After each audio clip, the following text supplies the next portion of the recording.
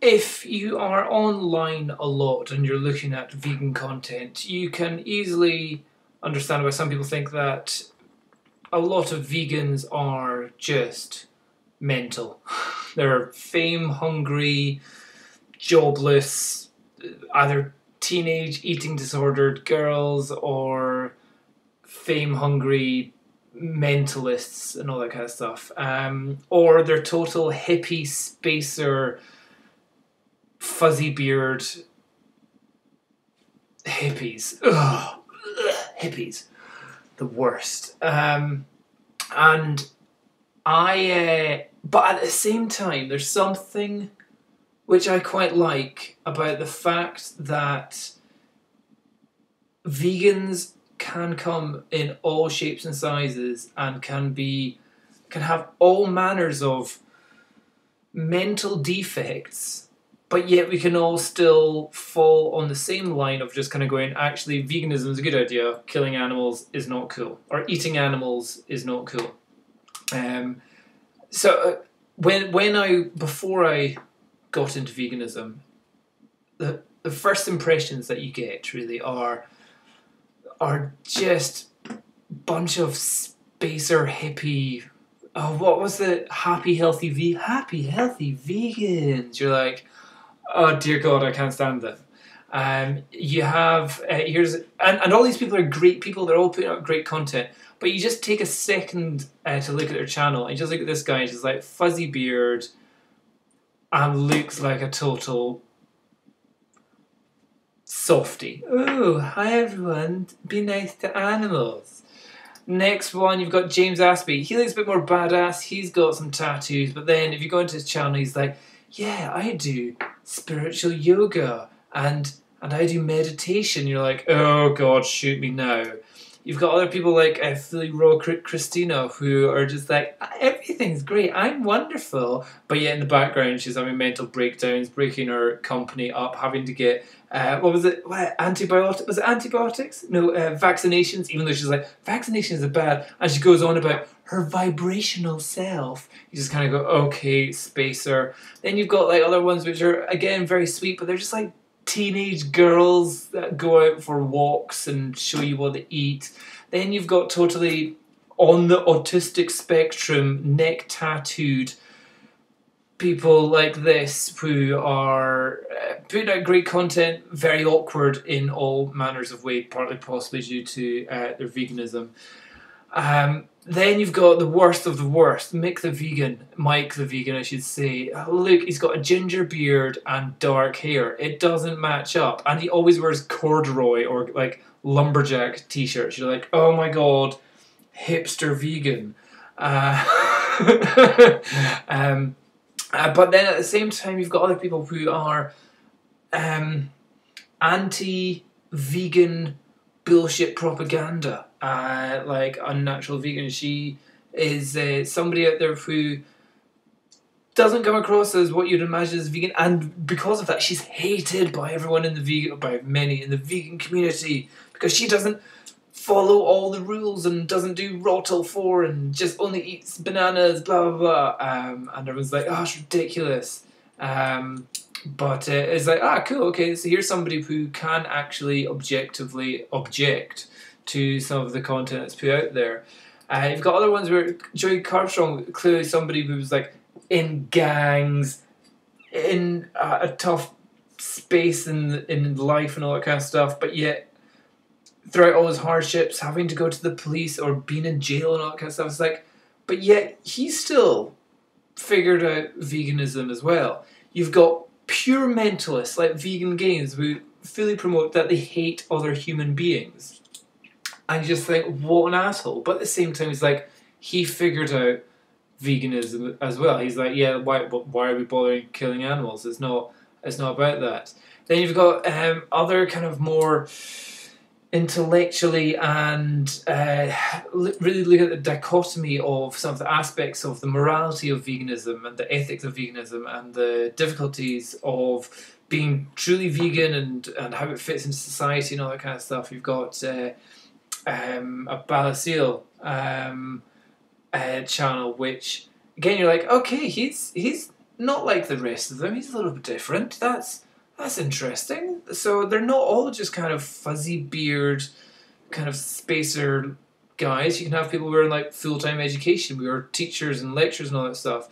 I even appreciate the vegan cheetah for being completely completely mental as well, with his fame whoring himself, putting himself in all manners of legal problems by defaming and doing all nasty sorts of kind of crap to people online, for effectively trying to make an income from being online. But yeah, at the same time, you know, he's into his bodybuilding. He smokes like a chimney. He's a drug addict, or he's a heroin addict, recovering heroin addict, whatever you want to call it. But yeah, at the same time, you kind of go, yeah, he figured out veganism. Oh, cool. So it's not just like hippie spacers.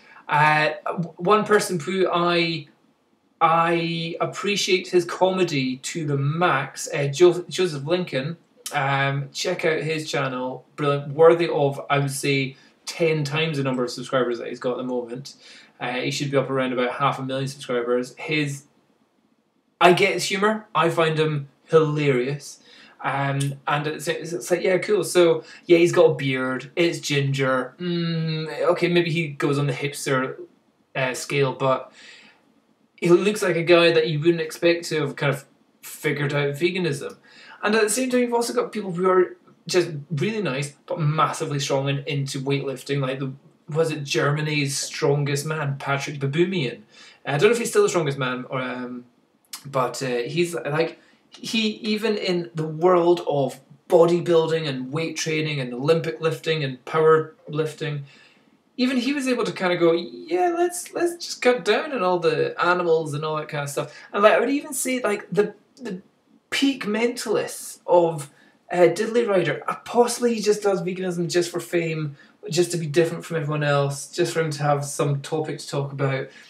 But even though he is clearly mental and a danger to people, you still kind of go, yeah, he kind of got it as well. So there's all, I kind of like, I don't know where I'm going with this video, but I just kind of like the fact that there isn't a one size fits all look to veganism. And if you're somebody who's coming across to it and you're looking, let's say you're a late teens girl with an eating disorder, you've got a lot of vegans to look for. However, if you are like a 30-year-old married man that's teaching Spanish, there's probably other vegans out there that are like that. They may just not be quite as vocal or quite as famous. Maybe you're somebody who, like, you've had drug addictions, maybe you are on the autistic spectrum, and maybe you're just like, I don't quite totally get all the vegan propaganda that goes out there. Well, then you've got people that you can follow as well. It's not a one-size hipster vegan community going on there. So yeah, just a little shout out to some. So even though some of the vegans that are out there are mental, some of them are just bad people. Some are just bad people. I like that they kind of got it as well. You kind of just get, yeah, we just don't need to be killing animals for, especially in our Western world where food is abundant, supplements are abundant, life is really easy, food is so cheap and plentiful and varied. It's like, yeah, we probably don't really need the emotional and mental baggage of knowing that we're having to kill all these animals for our food. Or, you know, at least we get it that the food that we're having, oh, let's have a ham sandwich. Like, that was a pig. Like, yeah, I've disconnected my food from what the actual animals are. It's like, yeah, we know we can connect with that kind of stuff. What I will leave you all on is, if you haven't seen, is if I was gay, which I'm not, but if I was, I know which like, women, get ready to swoon if you're straight. Men, if you're not straight or you're bendy, get ready to swoon. I'm going to show you what could possibly be the sexiest vegan on the planet. Successful husband, father of, I think he said 3 children, working in New York as a fashion photographer. Lean, sexy, trim, used to be part of a royal dynasty in a different country, and just comes across as just a guy you want to hang out with. Check out Alexei. I don't know how to pronounce his second name. Fantastic. Beautiful that. Alexei. For the last 10 years, I've had the incredible fortune to work with some of the world's finest fashion magazines like Vogue and Harper's Bazaar. Whether in studio,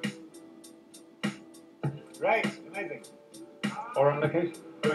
Oh, just everything about him. And then at the end, let's just hear what his little chat is. I also love really super cheesy happy music, which my team has grown to love. I'm also an ambassador for the humanitarian charity called Concern Worldwide.